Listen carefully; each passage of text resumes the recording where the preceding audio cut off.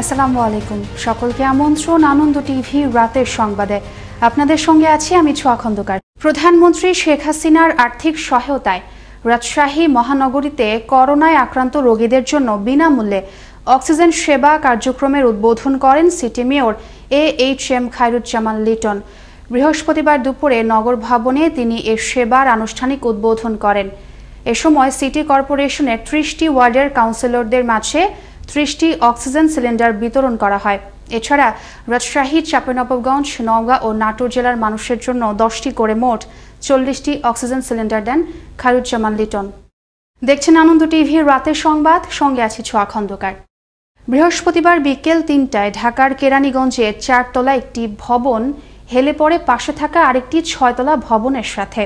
তবে এতে কোনো হতাহতের ঘটনা ঘটেনি। খবর পেয়ে ফায়ার সার্ভিস ও উপজেলা প্রশাসন দ্রুত ছুটে গিয়ে ভবনের বাসিন্দাদের নিরাপদ স্থানে সরিয়ে নেয়। এ সময় ভবনটি সিলগালা করে দেয়া হয় বলে জানান কেরানীগঞ্জ উপজেলা নির্বাহী ম্যাজিস্ট্রেট কামরুল হাসান সোহেল। নিজের বাড়িঘর, কৃষি জমি সবই আছে, তবুও থাকতে হচ্ছে বেড়িবাঁধের ওপর। হাত পাততে হয়নি কখনো কারো কাছে। এখন সাহায্যের আশায় চেয়ে থাকা ছাড়া তাদের নেই ভিন্ন কোনো উপায়। ঘূর্ণিঝড় ইয়াস পরবর্তী এমনই চিত্র পটুয়াখালী কলাপাড়া উপজেলার লালুয়া ইউনিয়নের প্রায় 15টি গ্রামের মানুষের। কলাপাড়া কুয়াকাটা থেকে মোস্তাফিজুর রহমান সুজনের প্রতিবেদনে আরও জানাচ্ছেন তরিকুল ইসলাম।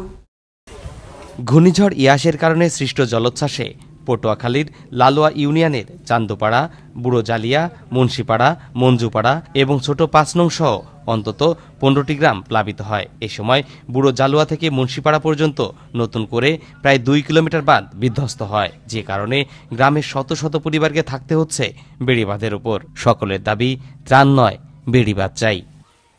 ইয়াসে ক্ষতিগ্রস্তদের দুঃখ দুর্দশার শেষ নেই। নানা সমস্যার জর্জরিত মানুষ এখন সরকারের সহযোগিতার অপেক্ষায়। অনেক ক্ষয়ক্ষতি হয়েছে, হাঁস মুরগি তো বলতে নাই, বন্যায় নিয়ে গেছে, আবার জোয়ারে ঢুকছে, বন্যায় বাটায় নিয়ে গেছে। কোন রকম একটু বাসা দিয়া রাস্তায় কোনো স্থানীয় পানিতে সব তলাই গেছে। তলাই যাওয়ার পর কোথায় যাবো? এবার রাস্তায় মানে আস্থায় ভাবে ওগুলা দিয়ে পলিথিন দিয়ে জাবরা দিয়া বসবাস করতেছি। ক্ষতিগ্রস্তদের অতি শীঘ্রই পুনর্বাসিত না করতে পারলে এবং সুপ্রিয় পানির অভাব ও লবণ পানির কারণে যে কোনো সময় মহামারী আকার ধারণ করবে বলে জানালেন স্থানীয় চেয়ারম্যান। তাড়াতাড়ি মহামারীর আকারে যে কোনো রোগ মহামারী আকারে ধারণ করবে এবং আমাদের সুপেয় পানির খুব অভাব, স্যানিটেশন নাই, সুপেয় পানি নাই। এদিকে পটুয়াখালী কলাপাড়া উপজেলার ক্ষতিগ্রস্ত বাঁধ মেরামতে জরুরি ভিত্তিতে পদক্ষেপ গ্রহণ করা হয়েছে বলে জানালেন এই প্রকৌশলী। অতি দ্রুত জরুরি মেরামত কাজ বাস্তবায়নের সকল পদক্ষেপ গ্রহণ করেছি এবং আশা করি অতি দ্রুতই আমরা সেই কাজটি বাস্তবায়ন করে ওই জায়গাটি প্রতিরক্ষা করতে পারব। বাংলাদেশ একটি দুর্যোগ প্রবণ দেশ। এদেশের উপকূলীয় অঞ্চলের মানুষ প্রতি বছরই প্রাকৃতিক দুর্যোগে নানা দুঃখ দুর্দশার মধ্যে পড়ে। তাই সকলের প্রাণের দাবি নেওয়া হোক সঠিক ও টেকসই উন্নয়ন প্রকল্প। তরিকুল ইসলাম, আনন্দ টিভি, ন্যাশনাল ডেস্ক। নারায়ণগঞ্জের ফতুল্লায় এক অটোরিকশা চালককে গলা কেটে হত্যা করে অটোরিকশাটি নিয়ে পালিয়ে যায় ছিনতাইকারীরা। বুধবার মধ্যরাতে উপজেলার পিলকুনি মোল্লা বাড়ি এলাকায় এ ঘটনা ঘটে। তবে তাৎক্ষণিকভাবে নিহত চালকের নাম ও পরিচয় জানা যায়নি। মরদেহটি উদ্ধার করে ময়না তদন্তের জন্য হাসপাতালের মর্গে পাঠায় ফতুল্লা থানা পুলিশ। পটুয়াখালীর উপকূলীয় এলাকায় সক্রিয় বায়ুচাপের প্রভাবে বেশ কয়েকদিন ধরে মাঝারি থেকে ভারী আকারে বৃষ্টিপাত হচ্ছে। বুধবার সকাল 6টা থেকে বৃহস্পতিবার সকাল 6টা পর্যন্ত 41 মিলিমিটার বৃষ্টিপাত রেকর্ড করে জেলা আবহাওয়া অফিস। স্বাভাবিকের চেয়ে বৃদ্ধি পায় নদ নদীর পানির উচ্চতা। পরিস্থিতি বিবেচনায় পটুয়াখালীর পায়রা বন্দরকে 3 নম্বর স্থানীয় সতর্ক সংকেত দেখিয়ে যেতে বলা হয়। এদিকে অতিবৃষ্টির কারণে ভোগান্তিতে রয়েছে জেলার নিম্ন আয়ের মানুষজন। রাজশাহীতে করোনা ভাইরাস বৃদ্ধি পাওয়ায় বিশেষ লকডাউনের মেয়াদ আরও 1 সপ্তাহ বৃদ্ধি করল জেলা প্রশাসন। বুধবার রাতে রাজশাহী সার্কিট হাউসে জেলা করোনা প্রতিরোধ কমিটির সভায় নেওয়া হয় এ সিদ্ধান্ত। এ সময় উপস্থিত ছিলেন জেলা প্রশাসক Abdul Jalil, city mayor Khairuzzaman Liton, police commissioner Abul Kalam Siddique ও জেলা civil surgeon doctor Kaiyum Talukdar সহ জেলার ঊর্ধ্বতন কর্মকর্তাবৃন্দ। লক্ষ্মীপুর 2 সংসদীয় আসনের উপনির্বাচনে শেষ মুহূর্তে জমে উঠেছে প্রচারণা। দিনরাত চলছে সভা সমাবেশ, উঠান বৈঠক এবং লিফলেট বিতরণ সহ নানান রকম প্রচারণা। দিন যত ঘনিয়ে আসছে ভোটারদের মধ্যে আগ্রহ বাড়ছে ততই।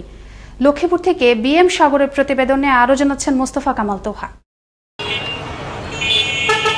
জাতীয় নির্বাচনের প্রায় 2 বছর পর লক্ষ্মীপুর 2 সংসদীয় আসনের স্বতন্ত্র সংসদ সদস্য কাজী শহীদুল ইসলাম দুর্নীতি দায়ে কুয়েতে সাজা ও অর্থদণ্ডে দণ্ডিত হন। এরপর এই আসনটি জাতীয় সংসদ থেকে শূন্য ঘোষণা করা হয়।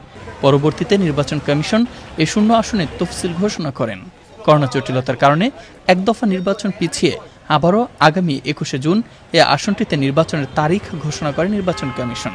সে লক্ষ্যে নির্বাচনী এলাকার প্রতিটি ইউনিয়ন, ওয়ার্ড ও পাড়া মহল্লায় দলের নেতাকর্মীরা উঠোন বৈঠক ও সভা সমাবেশ চালিয়ে যাচ্ছেন।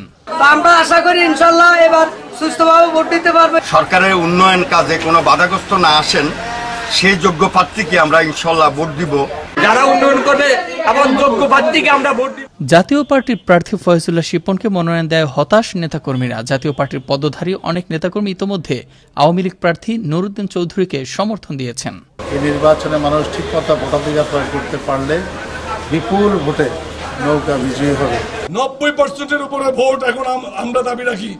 90% উপরে ভোট পেয়ে আমরা বিজয়ী হব ইনশাআল্লাহ। সেই লক্ষ্যে আমরা মাঠে বিচরণ করি।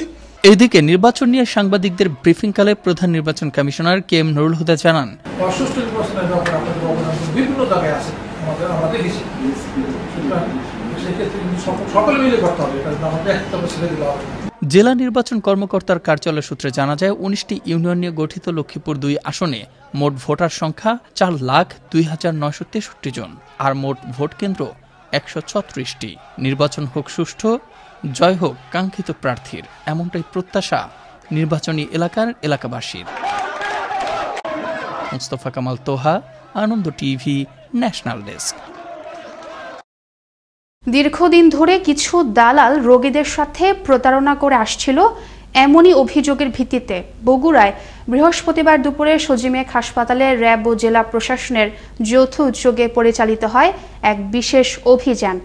এ সময় সংঘবদ্ধ দালাল চক্রের 13 সদস্যকে আটক করে 6 জনকে 5,000 টাকা করে অর্থদণ্ড ও 7 জনকে 1 মাসের বিনাশ্রম কারাদণ্ড দেওয়া হয়। এছাড়া নগরীর একটি ডায়াগনস্টিক সেন্টারকেও 50,000 টাকা জরিমানা করা হয়। ভ্রাম্যমাণ আদালত পরিচালনা করেন RAB 12 company commander Abdullah Al Mamun ও জেলা প্রশাসনের নির্বাহী ম্যাজিস্ট্রেট নাসিম রেজা। এই ছিল এখনকার মতো।